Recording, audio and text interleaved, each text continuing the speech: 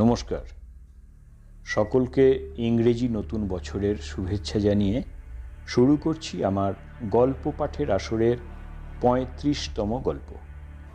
আজকের গল্প রহস্য। লিখেছেন বিভূতিভূষণ বন্দ্যোপাধ্যায়।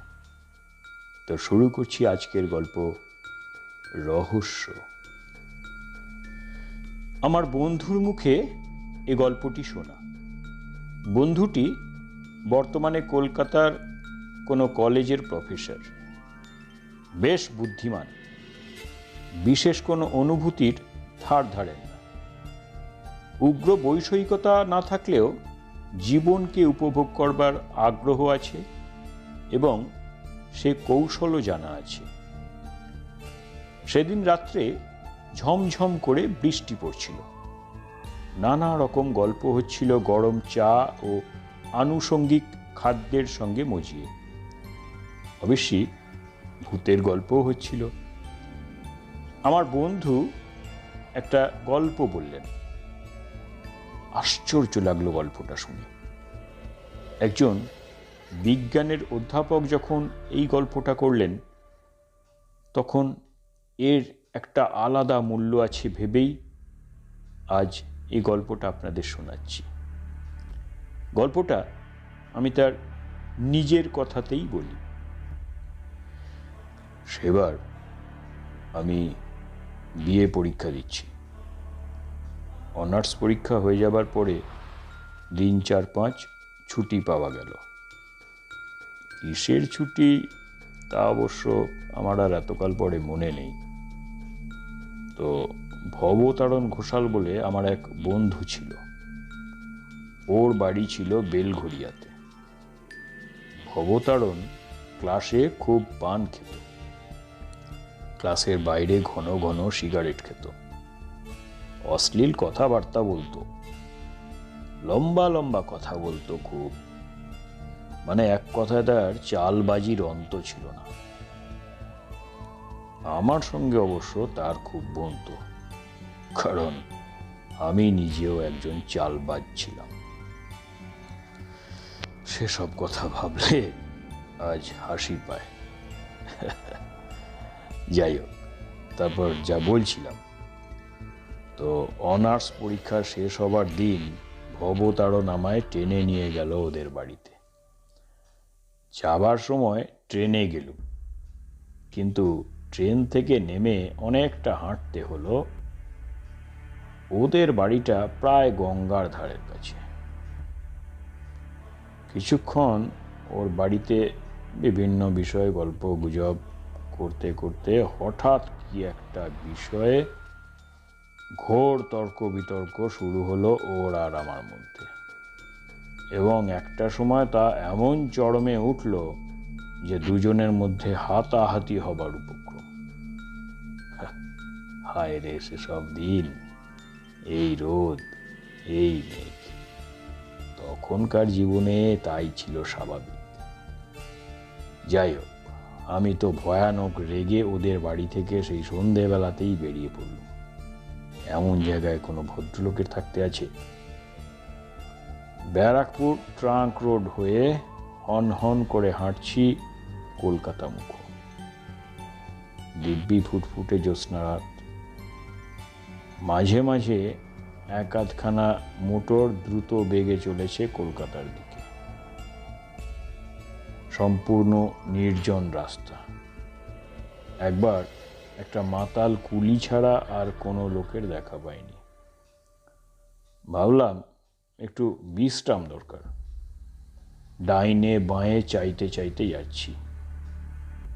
কিছু দূর গিয়ে একটা বাগান বাড়ি দেখে তার মধ্যে ঢুকে পড়লুম। বাইরে থেকেই মনে হয়েছিল এ বাগান বাড়িতে কেউ থাকে না।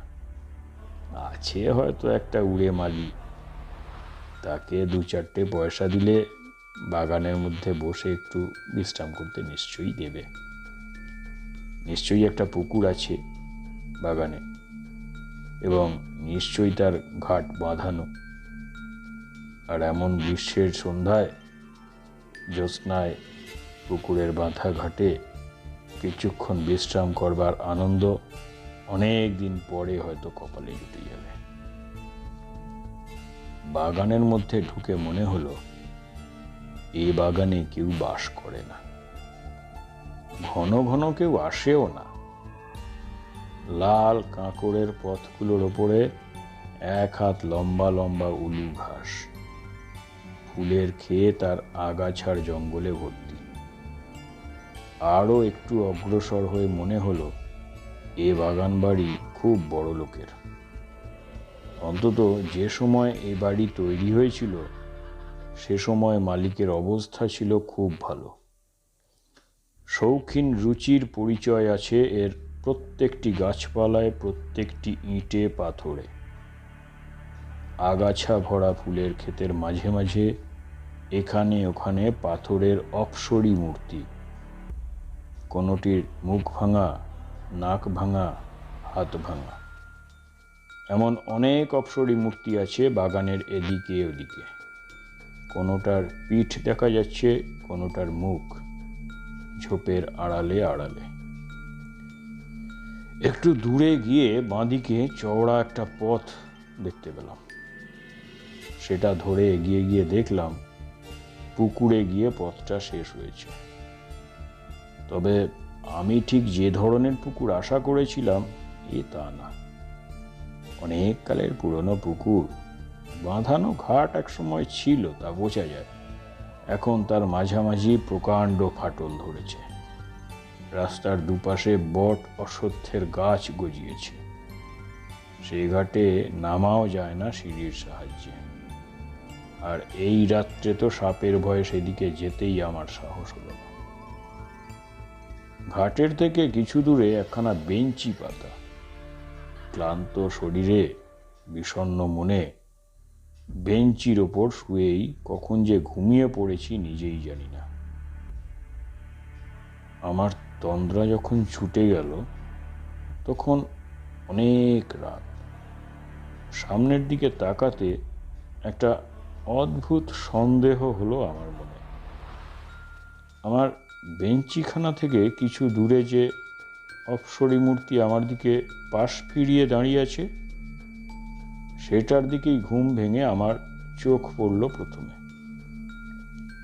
আর সঙ্গে সঙ্গে মনে হলো এতক্ষণ সে মূর্তিটা অন্য কি কাজ করছিল বা অন্যভাবে অন্য দিকে দাঁড়িয়েছিল। আমাকে জাগতে দেখেই সেটা যেন চট করে নিজেকে সামলে নিয়ে আবার পূর্ববৎ ভঙ্গিতে আড়ষ্ট হয়ে দাঁড়িয়ে রইল। আমি অবাক বিস্ময়ে সোজা হয়ে বসলাম, চোখ মুছলাম ভালো করে। ঘুমের ঘোর আছে, তা ঠিকই, কিন্তু তা বলে ভুল দেখেছি বলে তো মনে হলো না। আমি ঘুম ভেঙে স্পষ্টই দেখেছি যে ও পুতুলটা কি একটা করতে যাচ্ছিল। আমার সাড়া পেয়ে সামলে নিয়েছে। সমস্ত শরীর যেন অবশ, ভারী। ঘুমের ঘোর ভালো কাটেনি। রাস্তা হাঁটবার ইচ্ছেও নেই মোটে। আবার সেই বেঞ্চিখানাতেই শুয়ে পড়লাম। শোয়া মাত্র আবার কখন ঘুমিয়ে পড়েছি। ঘুম আসবার পূর্ব মুহূর্ত পর্যন্ত কিন্তু একটা কৌতূহল আমার মনে বারবার উঁকি দিয়েছে। পুতুলটা কি করতে যাচ্ছিল? আমার ঘুম ভেঙে গেছে দেখে কি একটা করতে করতে ও যেন সামলে নিল। অনেক রাতের ঠান্ডা ফুরফুরে হাওয়ায় আমি গাঢ় ঘুমে অচেতন হয়ে পড়েছিলাম। আবার যখন আমার ঘুম ভাঙল তখন চাঁদ ঢলে পড়েছে পশ্চিম আকাশে। গাছপালার পিছনে ফুটফুট করছে জ্যোৎস্না। পশ্চিম দিক থেকে লম্বা লম্বা গাছের ছায়া পড়েছে ফুলের ক্ষেতে, আগাছার জঙ্গলে। ঘুম ভেঙে উঠেই আমার মনে হলো আমি প্রথম যখন এ বাগানে ঢুকি তখন বাগানের অবস্থা যা ছিল এখন আর তা নেই। কোথায় কি যেন একটা পরিবর্তন হয়ে গেছে। ঘুমের ঘোর যতই ভাঙতে লাগলো আমার মনে এ ধারণা ততই বদ্ধমূল হতে লাগলো। আগে যা ছিল এখন আর তা নেই। কিছু একটা বদলে গিয়েছে, অথচ কি যে সেটা বুঝতে পারছি না। কি বদলে গেল, কোথায় বদলে গেল? হঠাৎ আমার চোখ পড়ল সামনে। ভালো করে চোখ মুছলাম। আরে, পরিবর্তন ওখানেই হয়েছে যেন। আগে যা ছিল তা এখন নেই। কিন্তু কি পরিবর্তন, কি বদলে গেল? 1 মিনিট কি 1.5 মিনিট কেটে গেল। সঙ্গে সঙ্গে সারা দেহে বিদ্যুতের স্রোতের মতো বয়ে গিয়ে আমাকে সম্পূর্ণ আড়ষ্ট ও অবশ করে দিল। আসল সত্যটি আমার চোখের সামনে ফুটে উঠল। ওই উচ্চ বেদিটার উপর বসানো যে অপ্সরী পুতুলটা, সেটা কোথায় গেল? বেদিটা খালি পড়ে আছে, পুতুলটা নেই। প্রথমটা যেন বিশ্বাস হলো না। সত্যি কি ওখানে অপ্সরী মূর্তিটা ছিল? অন্য জায়গায় ছিল হয়তো। না, এত ভুল দেখলাম? কি জানি, হয়তো ভুলই দেখেছিলাম। তাও কি কখনো হয়? পাথরের অত বড় মূর্তিটা ভুল দেখলাম? আর যদি ঠিকই দেখে থাকি, তাহলে এই গভীর রাত্রে সেই পুতুলটা নিয়ে যাবে কে? না, আমারই ভুল। কিন্তু এই অপ্সরী মূর্তিটি তো অন্যদিকে কি একটা চেয়ে যেন করতে যাচ্ছিল। আমি ঘুম ভেঙে দেখেছিলাম এই বেদিটার ওপরেই সেই পুতুলটা ছিল। আর তাই যদি না হবে, তাহলে আমি এই বেঞ্চিতে শুয়ে দেখলাম কি করে? বেশ মনে আছে, এই বেঞ্চিতে শুয়ে পুতুলটা প্রথম আমার চোখে পড়েছিল। আমার দিকে ওর পাশ ফেরানো ছিল। তখন এও ভেবেছিলাম, আমার মনে আছে, যে এ ধরনের পুতুল কি ইটালি থেকে আসে, না এদেশে তৈরি হয়? এত সব একেবারে ভুল হয়ে যাবে। কিন্তু তা যদি না হয়, তবে সে অপ্সরী মূর্তিটা চুরে নিয়ে গেল কি?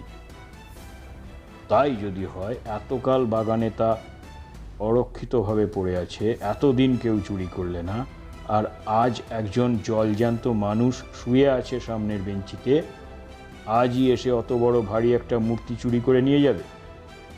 না, তাও সম্ভব বলে মনে হয় না।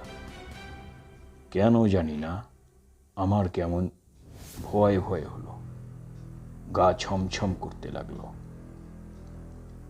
রাত আর বেশি নেই, এ বাগানে আর শুয়ে থাকার দরকার নেই।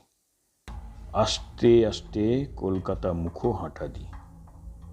যেমন এ কথা মনে আসা, অমনি আমি বেঞ্চি থেকে উঠে পড়লাম। পুকুর ঘাটে নেমে চোখে মুখে জল দিয়ে নেব বলে ঘাটের দিকে যাচ্ছি, এমন সময় আবার অবাক হয়ে দাঁড়িয়ে রইলাম। বাঁধানো ঘাটের ঠিক ওপরেই আমলকি তলায় যে স্ট্যাচুটা ছিল, সেটাই বা কই? সেটার হাত ভাঙা ছিল বলে আরো বেশি করে আমার দৃষ্টি আকর্ষণ করেছিল। ওই তো, তার শূন্য বেদিটা পড়ে আছে। তখন মনে কেমন যেন সন্দেহ হলো।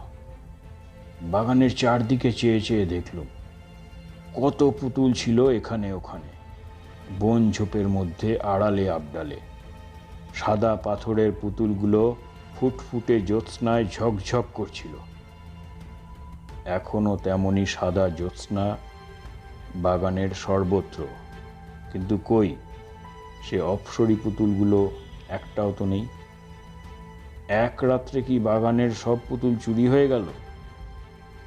এই রাত্রিটার জন্যে কি চোরেরা ওত পেতে বসেছিল? আশ্চর্য! বোকার মতো চারদিকে চেয়ে চেয়ে দেখতে লাগলাম। ঘুম ভেঙে উঠে যা ভাবছিলাম বাগানের কোথায় কি পরিবর্তন ঘটেছে, সেটা হলো এই পরিবর্তন। গোটা বাগানের এই মস্ত পরিবর্তন সাধিত হয়েছে আমার ঘুমের মধ্যে। ততক্ষণে পায়ে পায়ে আমি উঠে গিয়ে পুকুরের বাঁধা ঘাটের ওপরটাতে দাঁড়িয়েছি। হঠাৎ পুকুরের জলের দিকে চাইতে আমার কেমন যেন হয়ে গেল সারা শরীর দোল দিয়ে উঠল ভয়ে বিস্ময়ে। বাগানের সব অপ্সরী পুতুলগুলো জলে নেমে সাঁতার দিচ্ছে, দিব্যি সাঁতার দিচ্ছে, এপার যাচ্ছে ওপার যাচ্ছে। কিন্তু একটা জিনিস আমি স্পষ্ট দেখতে পেলাম, সেগুলো জীবন্ত হয়ে ওঠেনি, শুধু ভাসছে, আড়ষ্টভাবেই পুতুল রূপে সাঁতার দিচ্ছে। এইখানে আমাদের মধ্যে কে যেন বন্ধুকে প্রশ্ন করল, আপনি স্পষ্ট দেখতে পেলেন? অধ্যাপক বন্ধুটি আমাদের মুখের দিকে চেয়ে বললেন, অনেক দিনের কথা হয়ে গেল বটে, কিন্তু আমি আজও ভুলিনি সে রাত্রের কথা। সে দৃশ্য আজও আমি দেখছি চোখের সামনে, মাঝে মাঝেই যেমন দেখি। বিশ্বাস করা না করা অবশ্যই আপনাদের ইচ্ছে। আমি কোনোদিন কাউকে বলি না বিশ্বাস করতে। আমি বললাম, নিশ্চয় সিদ্ধি খেয়েছিলে বন্ধুর বাড়ি বেলঘড়িয়াতে বা অন্য কিছু। না, আমি ওসব ছুঁতাম না, তখনও এখনো তাই। অন্তত এ কথাটা বিশ্বাস করুন আমার। সকলে রুদ্ধ নিঃশ্বাসে শুনছিলাম আমরা বললাম, তারপর? বন্ধু বললেন, মনে হলো আমি পাগল হয়ে গিয়েছি, কিংবা আমার কোনো শক্ত রোগ হয়েছে। যা দেখেছি এসব কি, বেশ মনে আছে। পশ্চিম দিকে পাঁচিলের গায়ে একটা বড় তাল কি নারকেল গাছ ছিল। চাঁদ তখন গাছটার ঝাঁকড়া মাথার ঠিক আড়ালে। সেই ছবিটা বেশ মনে আছে আমার। আবার তক্ষুনি চোখ নামিয়ে পুকুরের দিকে চাইলাম। সেখানে সেই অদ্ভুত, অবিশ্বাস্য, অস্বাভাবিক দৃশ্য, সাদা সাদা বড় মর্মর মূর্তিগুলো জীবন্তের মতো জলকেলি করছে পুকুরের জলে। আমার মাথা ঘুরে গেল যেন। নিজের উপর কেমন যেন একটা অবিশ্বাস হলো। সেখান থেকে মারলাম টেনে এক ছুট। একেবারে সোজা দৌড় দিয়ে ফটকের কাছে এসে যখন পৌঁছেছি, তখন আমার মনে হলো যেন, অবশ্যই হলফ করে বলতে পারবো না সত্য কি না, তবে আমার মনে হলো যেন অনেকগুলো মেয়ে খিলখিল করে একযোগে হেসে উঠল। হাসির একটা ঢেউ যেন আমার কানে এসে পৌঁছল। পরক্ষণেই আমি একেবারে ব্যারাকপুর ট্রাঙ্ক রোডের ওপর এসে পড়লাম। এবার আপনারা যে প্রশ্ন করবেন তা আমি জানি, সেখানে আর আমি গিয়েছিলাম কি না। হ্যাঁ, গিয়েছিলাম, পরের দিনই গিয়েছিলাম। তবে একা নয়, 3টি বন্ধুকে সঙ্গে করে। গিয়ে দেখলাম পুরনো ভাঙা বাগানবাড়ি, আগাছার জঙ্গলে ভরা ফুলের ক্ষেত, কতগুলো হাত ভাঙা নাক ভাঙা অপ্সরী পুতুল এদিক ওদিক বন জঙ্গলের আড়ালে পাথরের বেদির উপরে দাঁড় করানো। কোথাও কোনো দিকে কোনো অস্বাভাবিকতার চিহ্ন নেই। হঠাৎ আমার এক বন্ধু আমাকে ডাক দিলে। ঘাটের ওপরে আমলকি তলায় যে হাত ভাঙা পুতুলটা দাঁড়িয়ে আছে, একটা মোটা বিছুটি লতা মাটি থেকে গজিয়ে উঠে সেটার দুখানা পা আষ্টে পৃষ্ঠে জড়িয়ে রেখেছে। অন্তত 1 বছরের পুরনো লতা হবেই। গত বর্ষায় এ বিছুটি লতা গজিয়ে উঠেছিল, এমনই মনে হয়। লতাটার কোথাও ছেঁড়া নেই, ভালো করে পরীক্ষা করে দেখা গেল। অথচ আমি হলফ করে বলতে পারি এই পুতুলটাও কাল জলে নেমেছিল। অন্তত এ বেদিটা আমি কাল খালি দেখেছি। এই ঘাটের ধারেই তো কতক্ষণ দাঁড়িয়েছিলাম। বন্ধুরা বললেন, তাহলে বিছুটি লতা এমন থাকে কি করে? এই লতা জড়ানো তো 1 বছরের জড়ানো, রাতারাতি গাছটা গজায়নি। ওদের যুক্তি অকাট্য। কি উত্তর দেব ওদের? আমার নিজেরই যখন ক্রমশ অবিশ্বাস হচ্ছে আমার নিজের ওপর। নমস্কার, কেমন লাগলো অবশ্যই জানাবেন। যদি ভালো লাগে তাহলে অবশ্যই আমার চ্যানেলটা সাবস্ক্রাইব করবেন এবং লাইক, কমেন্ট, শেয়ার করবেন আমার প্রতিটা গল্প। আর আপনি যদি বাংলা সাহিত্যের গল্প শুনতে পছন্দ করেন তাহলে আপনি আমার চ্যানেলটা অবশ্যই সাবস্ক্রাইব করতে পারেন। কথা দিচ্ছি, হতাশ হবেন না, অবশ্যই ভালো লাগবে, কারণ আমি চেষ্টা করছি বাংলা সাহিত্যের নানা রকম গল্প আপনাদের শোনাতে। আপনারা আমার সাথে থাকুন, পাশে থাকুন, শুনতে থাকুন শাল্টুদার গপ্প। সবাই সুস্থ থাকুন, ভালো থাকুন, আনন্দে থাকুন। নমস্কার, ধন্যবাদ।